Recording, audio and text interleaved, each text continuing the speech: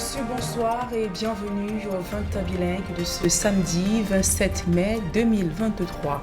Innocent Nazif Gutirini.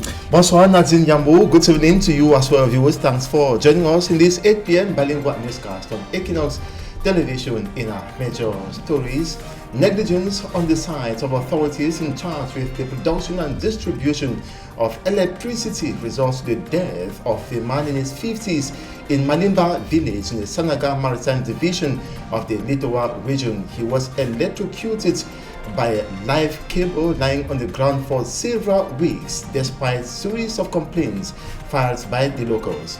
With the rise of illegal forest exploitation in Cameroon, authorities are taking stringent actions to put an end to this phenomenon and conserve the rich forest resources of Cameroon. In the Sanaga Maritime Division of the Litowa region, the senior divisional officer assembled forestry officials and other stakeholders in a security coordination meeting to brainstorm on how to put a stop to this illegal forest exploitation. À la une de ce journal, à San Mélima, les commerçants du principal marché dans la tourmente, ils ont pour certains presque tout perdu à la suite des émeutes qui ont secoué la ville mercredi dernier. L'espace marchand garde encore les stigmates des affrontements. La ville est quadrillée par les forces de l'ordre. Le visage de San Mélima, 4 jours après les violences, est à suivre dans ce journal. Hors de nos frontières au Sénégal, après une dizaine de jours passés dans son fief, l'opposant Ousmane Sonko descend dans l'arène, notamment pour son combat pour la liberté et contre l'injustice. L'opposant sénégalais a donc rallié Dakar à la tête d'un convoi populaire. Voilà pour le sommaire.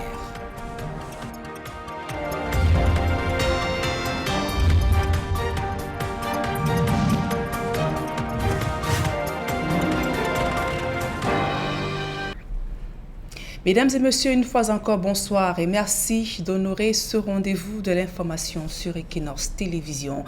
En ouverture de ce journal, des morts de plus en plus sur nos axes routiers au Cameroun, sur la route nationale numéro 3. Au moins 16 personnes ont péri à la suite d'une collision entre un minibus et un camion. L'origine, notamment l'excès de vitesse et un mauvais dépassement.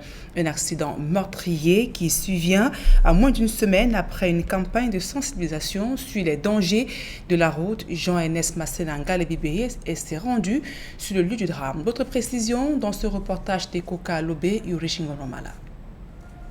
Éparpillés sur la chaussée et le trottoir, les débris témoignent encore de la violence du choc frontal entre deux véhicules sur la nationale numéro 3. Monsieur, dépêchez-vous!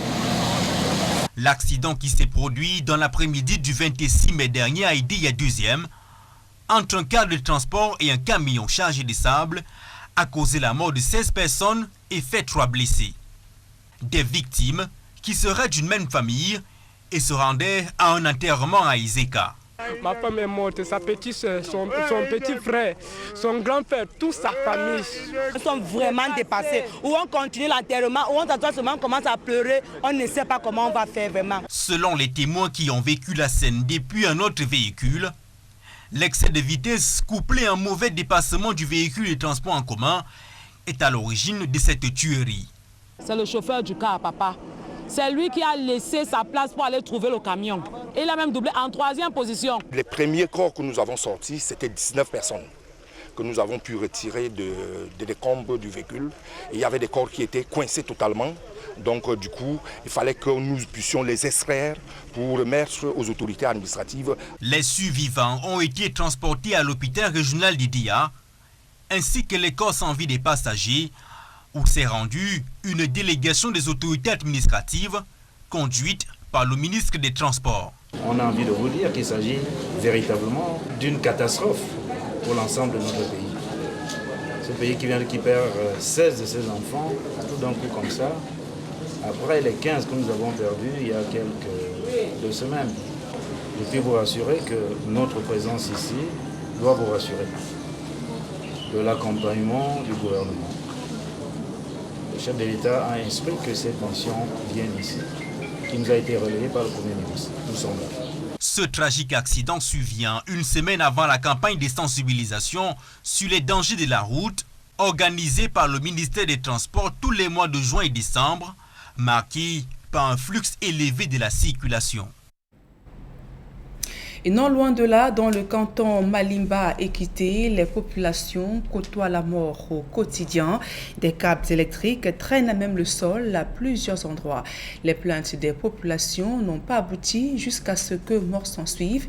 Il s'agit d'un homme qui a perdu la vie par électrocution après être tombé sur un fil électrique. D'autres précisions dans ce reportage d'Eko Kalobé et Xavier Foka.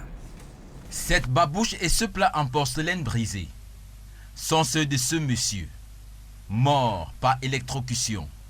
Le drame s'est produit dans le canton Malimba, par Équité, à Edéa 2. Les habitants sont sous le choc. Monsieur Mbé Jean-Claude Fils, notable de ce village. Ce monsieur appelé docteur en principe dans son petit synonyme de nom. Et on ne sait pas, il venait quelque part là avec son plat. Il a dû heurter le pied et se retrouver sur le courant. Qu'il a été électrocuté. Les habitants de cette localité du département de la Sanaga-Maritime indiquent qu'avant ce drame, ils ont plusieurs fois et depuis longtemps interpellé qui de droit au sujet du poteau renversé et des câbles électriques qui traînent à même le sol. Depuis que les câbles là sont tombés, on a fait des requêtes, mais rien n'a abouti jusqu'à ce que le drame là s'en suive. Donc je ne sais même pas comment je peux dire ça. C'est regrettable franchement. Bien plus regrettable encore, les câbles électriques traînent à plusieurs autres endroits dans cette localité, une situation plutôt bien connue de tous. Chaque jour on parle, les fils sont couchés au sol, ils ne font rien. Si vous descendez un peu plus bas là-bas, la population a tiré le fil attaché sur un manguier pour que le fil ne soit pas au sol. Et c'est un endroit où tout le monde passe, tout le monde voit le fil. Personne ne parle, personne ne dit rien. Même les autorités passent là, les autorités passent chaque jour sur cette route. Personne ne dit rien. Pas seulement ici, tout le long de notre route ici, tous les poteaux et néos sont par terre. Les habitants du canton Malimba indiquent également qu'il leur a été promis des poteaux en béton. En attendant son effectivité, le danger reste permanent sur toutes les routes. Et dans le sud Cameroun, plusieurs jours, notamment 4 jours après les affrontements sanglants dans Saint-Milima, la ville est sous haute sécurité. Les forces de l'ordre quadrillent les principales artères. Au marché de Saint-Milima, c'est la consternation et la désolation totale. Plusieurs commerçants ont presque tout perdu à la suite des affrontements. Ils ont du mal à pouvoir se refaire de leurs activités. Voici le reportage de Roger Takala, Joseph Abenabena. Au lendemain des affrontements à coloration de repli identitaire ici à Saint-Milima, la ville est sous haute sécurité. La peur et la désolation sont visibles dans les commerces. Les dégâts sont importants et les pertes énormes. J'ai perdu tout. Toute ma marchandise qui est dans ma boutique, jusqu'à la télé, écran, jusqu'à toute ma marchandise qui est sur les mannequins, les sacs de chaussures, on a tout ramassé ça. On a tout ramassé ça, cassé ça hier, je ne sais pas comment je dois faire. On a ramassé tout. Vraiment, je suis dépassé. 6 ans de souffrance que je suis à Saint-Milima. À ma boutique, on a tout vidé. Avec les tontines, les gens, tout est parti. Comme tu vois, la boutique vide, là, on a tout cassé. On faillit même d'avoir me tuer. J'ai dépensé plus de 150 milliards pour négocier, ils ont tout cassé. Alors tu vois, là, je ne sais même pas quoi dire. C'est fini pour moi ici. Plusieurs élites ont effectué le déplacement de Saint-Milima pour encourager la paix sociale entre les communautés. L'enquête prescrite par le gouverneur du Sud suit son cours pour établir le niveau d'implication des uns et des autres dans cette montée de violence avec des relents de repli identitaire. Au-delà de la psychose qui anime les commerçants ici, il y a lieu de relever ce sentiment d'anxiété pour ceux qui ont tout perdu. Dans le reste de l'actualité, les magistrats invités à punir sans état d'âme ceux qui se rendent coupables de l'exploitation illégale forestière à l'initiative de la société civile. Ils viennent de recevoir une formation qui avait pour but de leur donner des outils nécessaires pour cette lourde mission. Le reportage de Marcelin Gansop. Exploitation à grande échelle, sans titre ni droit, dépassement des limites autorisées, abattage illicite dans des zones protégées. Tels sont quelques visages de l'exploitation forestière illégale qui prend de plus en plus des proportions inquiétantes dans notre pays. Des exploitants, parfois bien connus, en collusion avec certains fonctionnaires véreux, accordent leur violon pour piller les forêts camerounaises. Le mal est si profond que les magistrats sont appelés à la rescousse. C'est nécessaire pour qu'on réfléchisse, on cause le problème de forestier au Cameroun. Parce qu'on voit qu'il y a beaucoup de déforestation et ça fait hors de la loi. Les magistrats qui sont là, ce sont surtout les jeunes magistrats qui sont sur le terrain. Il y a le procureur de la République, il y a le président de tribunaux. Ce sont eux qui doivent être sensibilisés. Si à la fin, on peut réussir à les convaincre, la lutte, bien sûr, va réussir. Sauf que le secteur des forêts est miné par une corruption rampante, ce qui amène à se demander si ces magistrats pourraient résister à la tentation. C'est une affaire de conscience, de savoir que la lutte, ce n'est pas seulement l'argent, parce qu'après le travail, où est-ce qu'on va? Et si on y va, on ne trouve pas de l'eau, on y va, tout est détruit. Comment, dites-moi, la retraite sera comment? Cette formation vise donc à outiller les magistrats sur l'urgence qu'il y a aujourd'hui à sévir plus que par le passé, afin de préserver nos forêts en proie à une exploitation sauvage. Si ceux qui violent les lois forestières sont systématiquement punis, la commission de ces infractions ne peut que diminuer. Les magistrats, à cet égard, jouent un rôle important dans l'application des lois forestières, tant pour la poursuite que pour le jugement des contrevenants. Je m'attends à ce que l'atelier soit l'occasion d'améliorer vos compétences. En plus de la déforestation, qui a pour conséquence la perte de la biodiversité et l'accentuation des changements climatiques, l'exploitation forestière illégale fait perdre à l'État beaucoup de recettes fiscales, sans compter que les localités ainsi pillées tirent constamment le diable par la queue, dépourvues qu'elles sont des services sociaux de base, en plus de la perte de leurs ressources naturelles.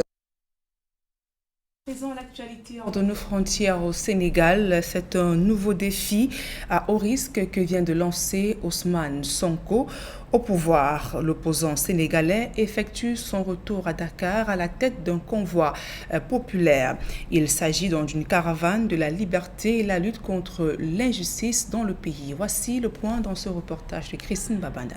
Ousmane Sonko, l'opposant sénégalais, n'a pas encore rallié Dakar.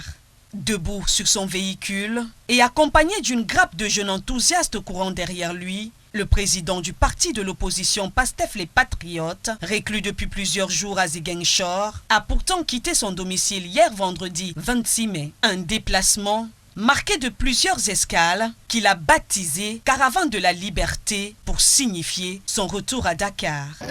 Nous ne faisons pas de quelque chose qui est interdit par la loi. Donc c'est une promenade, il rentre à Dakar. Donc c'est logique qu'il y ait des personnes qui vont vouloir l'accompagner. À la sortie de la capitale casamançaise, le convoi de la liberté va faire face aux forces de l'ordre. S'en suivront des échauffourées qui vont ralentir son avancée vers la capitale dakaroise. Si Ousmane Sonko a appelé la jeunesse sénégalaise à la résistance lors de l'arrêt forcé de son cortège populaire, les autorités sénégalaises y voient un nouvel acte de défiance à l'encontre du pouvoir. Peut-être que Ousmane Sonko ne veut pas, à la suite de ce procès, se faire appliquer ce que le code pénal prévoit. Il préfère peut-être nous mettre dans un piège, essayer de se faire arrêter pour des questions politiques, des questions de troubles à l'ordre public. En marge du retour de l'opposant sénégalais à Dakar, le gouvernement de Macky Sall a donc promis jeudi dernier la fermeté contre toute menace à l'ordre public. S'il y a un quelconque risque de trouble à l'ordre public, l'État sera debout et l'ordre public, on fera d'abord la prévention et puis l'ordre public sera maintenu. Mercredi dernier à Dakar, au lendemain de son procès pour viol qui s'est tenu à son absence, duquel 10 ans de réclusion ont été requis, Sonko avait demandé à marcher sur Dakar pour le combat final face au président Macky Sall. L'opposant qui dénonce une instrumentalisation de la justice pour l'écarter de la présidentielle risque ainsi son éligibilité déjà compromise par par une condamnation à 6 mois avec sursis pour diffamation contre un ministre. Alors que la date de son arrivée à Dakar n'est pas toujours connue, la tension s'annonce à nouveau forte autour du 1er juin, date à laquelle est attendu le verdict. L'intention de rentrer ce vendredi au plus tard à Dakar. C'est avec ce reportage que nous mettons un terme à la première partie de ce journal. La suite, c'est en langue anglaise avec vous. Inon Senazi. Thank you, Nadine Tiambo. Bonsoir, une fois de plus à vous. Good evening once more to you as well, viewers. Thanks for joining us. In the second segment of this newscast, we begin straight away with news in the Senegal Maritime Division of the Littoral region to talk about a man in his 50s, Mbe Jean-Claude Fields, who has been electrocuted to death. That's in Malimba village in a Day-2 subdivision of the Senegal Maritime Division of the Littoral region on May 26, 2023.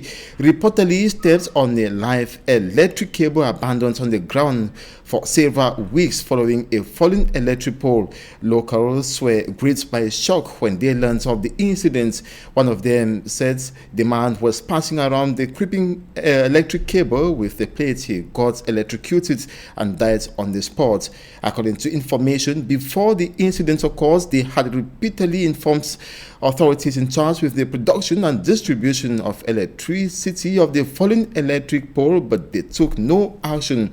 That they can count the number of times the complaints to the past that be about the fallen electric pole and creeping cables, but they ignored the complaints, and today the regrettable incident happened. The Malimba locals say the situation is more regrettable since naked and live cables are lying on the ground in several quarters of Malimba village, that people live in a death trap. Even administrative authorities see this and are doing nothing. And that's how many people they want to see that before action is taken is what that is occupying them. And saddened by the deaths of the man, the population of Malimba once again sent a distress call to authorities in the area for quick action and replacement of the decayed electric poles. And now we now revise the accident that occurred on the Edea Road, that's National Road number 3, to say the victims, those who were injured, are still under intense medical care at the Edea District Hospital. They were visited by the Minister of Transport, Jean-Ernest Masena Ngale Bibehe, who gave them comforting messages. He also assured government support. Meantime, the corpses of the 16 victims are still in the morgue of the Edea District Hospital pending burial. The victims were heading to bury their mother when the incident occurred. Details in the following reports by Lucy Liengu. 16 members of same family lost their lives in a ghastly accident that occurred along the Douala-Edea stretch. The accident, which occurred on Friday afternoon, remains a bitter pill for many to swallow. We struggled to remove 17 bodies beneath the car. Some were stuck in their car.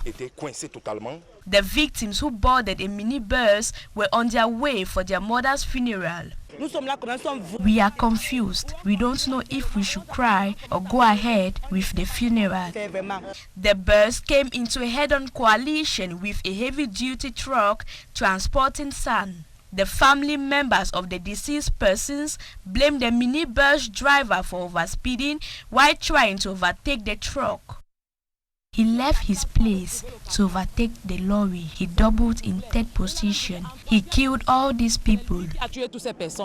The 3 survivors were immediately rushed to the Edea Regional Hospital for medical attention.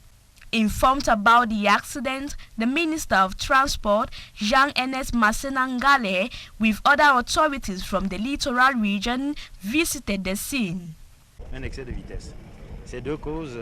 Overspeeding and some other factors account for road accidents we have in our country today.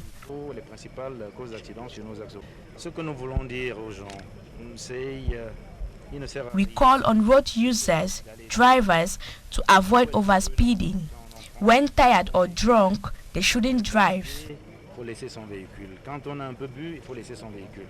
Visiting those admitted at the hospital, the minister extended his heartfelt condolences to the bereaved family present.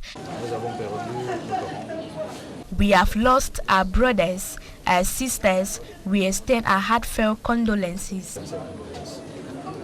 Transport Minister Jean-Ernest Masséna reassures the population that they have as objective to sensitize the population and also curb road accidents in Cameroon. This objective, he says, will be attained through a special campaign launched in the month of June each year. Illegal forest exploitation is said to be on the rise in the Republic of Cameroon despite a series of actions taken by the government authorities. The situation is said to be chronic in Mouanko in the Sanaga Maritime Division of the Lidoa region. The senior divisional officer, group forestry officials and other stakeholders in a security coordination meeting to see how they can step up efforts to preserve or conserve the rich forest resources. We have details in this report by Immaculate Fogwe. Illegal forest exploitation and insecurity have been on the rise in the Sanaga Maritime Division of the Littoral region. In an effort to fight this growing phenomenon, a security meeting was held in Mouanko, during which authorities of the forestry gave some guidelines on how the public can use the forest legally.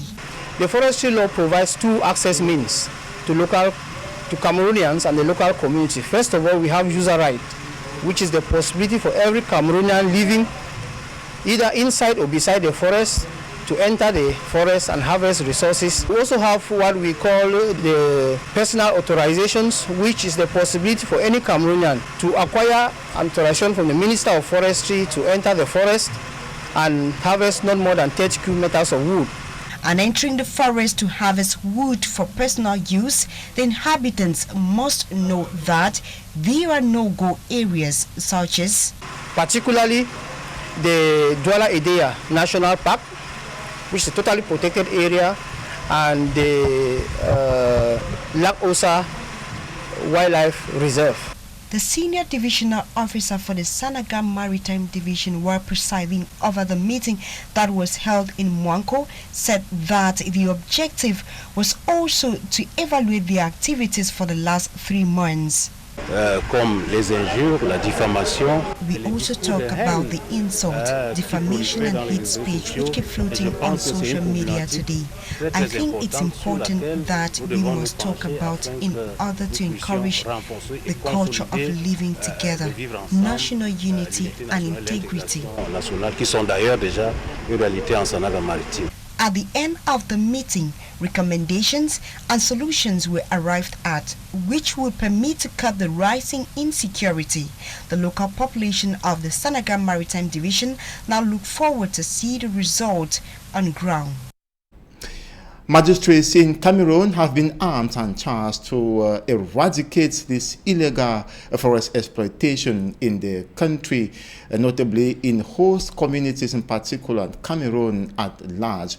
This illegal forest exploitation has had an adverse effect on the host communities, in particular Cameroon in general, accompanied by large-scale corruption scandals. We have more with Femi Armstrong-Sanda.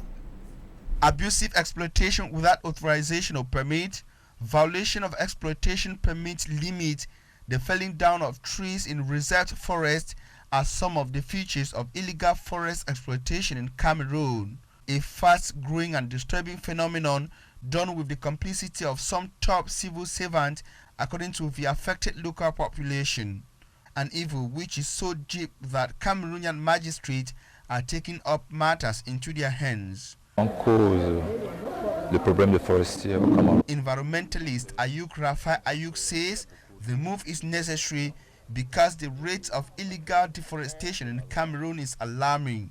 Sur le terrain, il y a le procureur de la République. Retired magistrate Justice Ernest Njunben says illegal forest exploitation in Cameroon will be history if magistrates are fully convinced to take up actions vis-a-vis. Given the rampant and tempting large-scale corruption in this sector, the former advisor at the Supreme Court of Cameroon cautioned young magistrates to avoid palm wetting and fight deforestation for the survival of the environment and mankind. Dites-moi, l'arrêté sera comment? In the course of a training workshop to arm magistrates for the fight against illegal deforestation, abusive exploitation, and preserve the forest, the minister delegate in the Ministry of Justice called for rigorous actions. Jean de Dieu Momo argued that illegal forest exploitation will drop drastically if perpetrators are systematically arrested, judged, and punished according to the law. Des lois forestières, tant pour la poursuite que pour le jugement des contrevenants. Deforestation has as direct consequences the loss of biodiversity and the acceleration of climate change with its devastating effect on humanity. Above this, illegal forest exploitation contributes a huge fiscal loss to the state of Cameroon and a huge barrier to the infrastructural development of host communities. Administrative authorities in the central region of Cameroon have expressed worries over the poor waste disposal by the population, while assuring the population action will be taken to get rid of the heaps of garbage. They warn the population of their action, which could lead to rise in the cases of cholera in the capital city. Details in this report by Immaculate Fogwe. Garbage on the streets of Cameroon's political capital, Yaoundé. In some areas, the heaps of garbage have occupied pedestrian paths, with some of it found along the road, hindering the movement of pedestrians and vehicles. With several cases of cholera recorded in the city, locals are raising concerns that the worst is yet to come. Unfortunately, we have registered some cholera-related deaths, so we are calling on the population to respect hygiene and sanitation rules. The company in charge of waste disposal are trying their best, but it seems as if they are overwhelmed by the huge garbage. The situation is preoccupying administrative authorities.